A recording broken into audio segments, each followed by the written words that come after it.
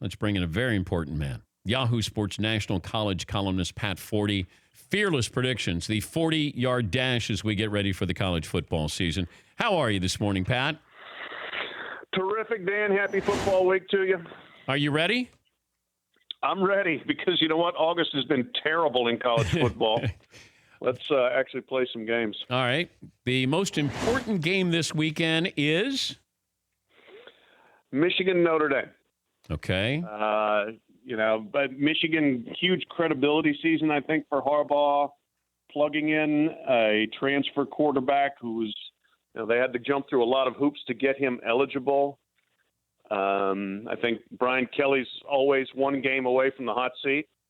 They lose 2 top 10 picks from the left side of the offensive line. How does their quarterback do without that? So winner comes out feeling pretty good. Loser comes out feeling terrible. As far as the stability for Harbaugh and, so if I look at Notre Dame, I look at Michigan, the coaching situations there, how dependent are they on success this year to keep their jobs? Yeah, I mean, I think Harbaugh is going to keep his job unless the bottom falls out, but I think he would remove any cushion he really has, any cachet that he had built up rather quickly there would be gone if they don't have a very good season this year, because they really should. I mean, they've got a great defense.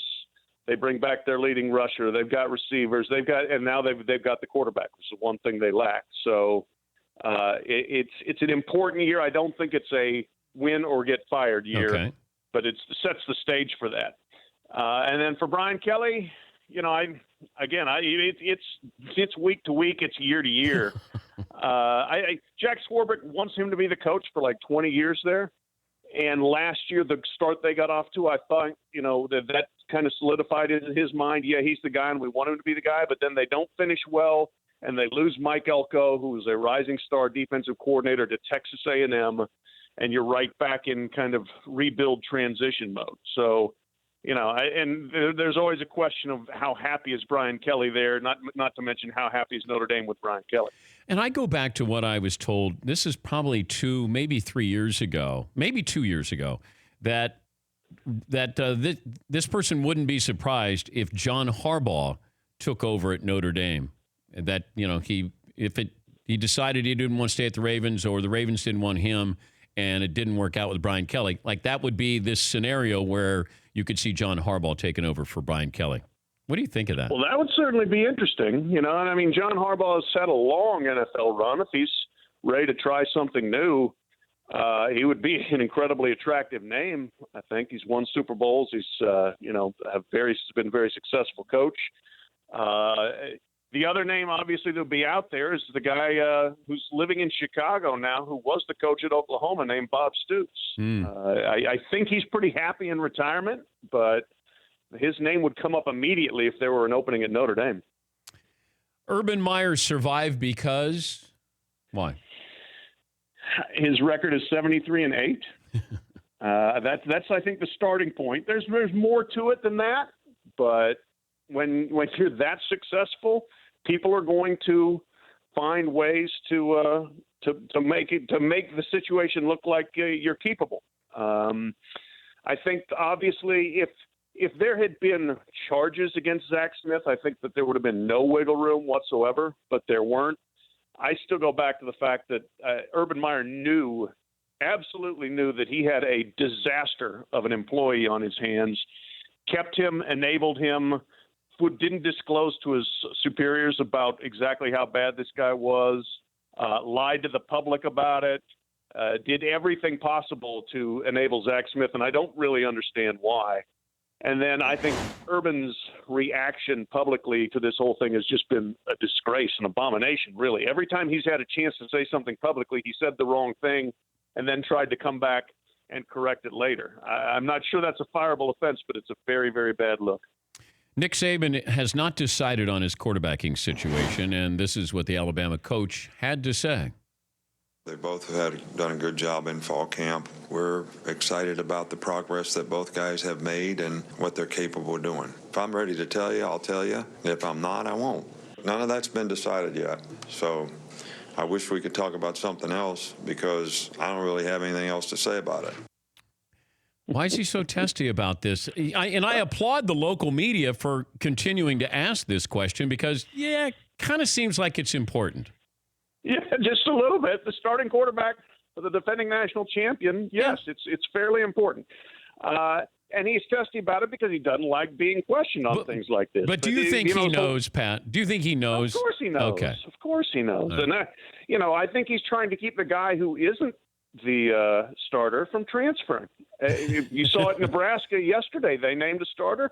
The other guy withdrew. Yeah. And he's going to look for a place probably to get into right away. And obviously you want two quarterbacks more than you want one. So I think that's what's involved there. That and trying not to make this into more of a media hoopla than it is. But, it was hilarious when Saban said at SEC Media Days, I was there, he said, this quarterback controversy you guys created. Wait a minute, you're the one that pulled your starter at halftime of the championship game, dude.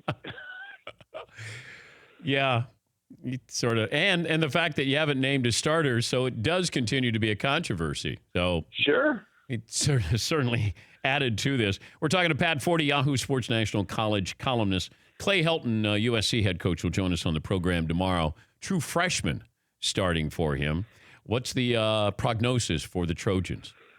Not just a true freshman, but in reality, he could have been a true senior in high school this year. He moved up his graduation when Sam Darnold went pro and there was an opening.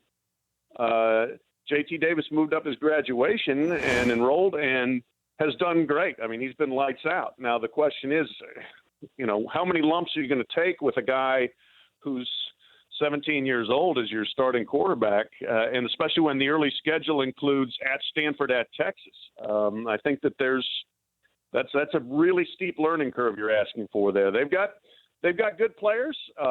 They've got some holes, and I think you start with quarterback there. So I think USC, if he comes through, it's one of the better stories in the country. If he doesn't, I think the Pac-12 South is wide open, and about 3 or 4 teams could win it. What about Chip Kelly, UCLA?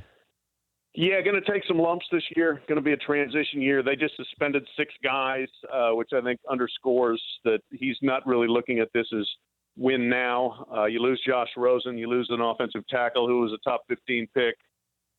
They weren't that good to begin with. So I think he will get it done. They're going to be better coached no matter what this year. I just don't think they're going to be overly successful right away. All right, your fearless predictions. You ready? Yeah, I'm ready. All right, fire away.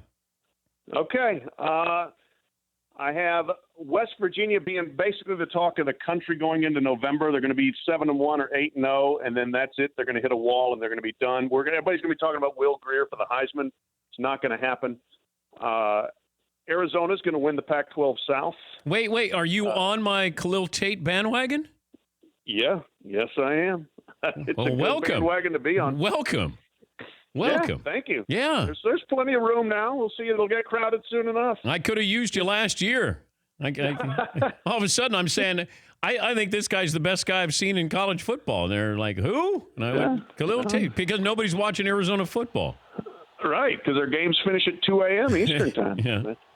He's Lamar Jackson with perhaps better passing. We'll see. Whoa. I think Miami's overrated. I think they're going to drop out of the top 10. The turnover chain was nice. It was fun, but that team was kind of overachieved last year. My playoff predictions are not overly fearless because I think the same cast of characters are there. I think it's going to be Alabama, Clemson. I'm throwing Wisconsin in there. I'm a believer in the Badgers this year after being a non-believer last year. And I'll take Washington.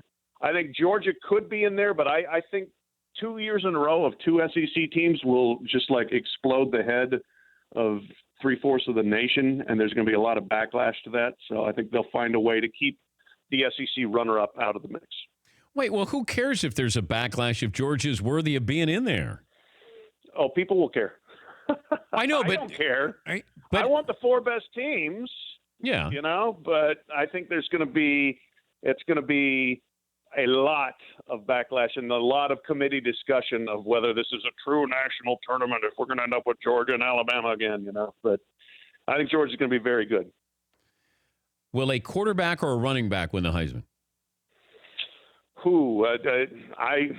I would say right now, running back. I would say Bryce Love, Jonathan Taylor might be your top two candidates. And the quarterback situation, not as many guys that are real brand names at this point going into the year.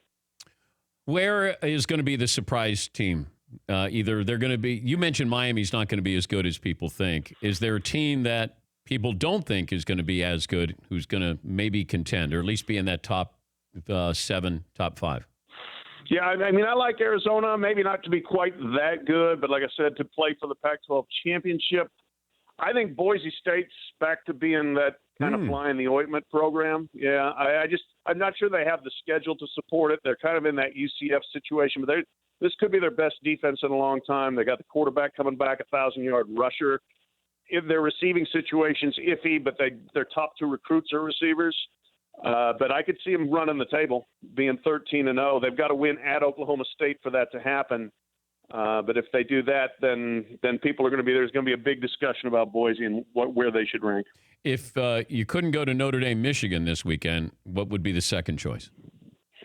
Probably Washington-Auburn in Atlanta, just because it's a huge game for the Pac-12 in general and Washington in specific. They can't afford a loss there because there's not enough chances to pick up quality wins. Auburn can afford a loss and still be in the mix.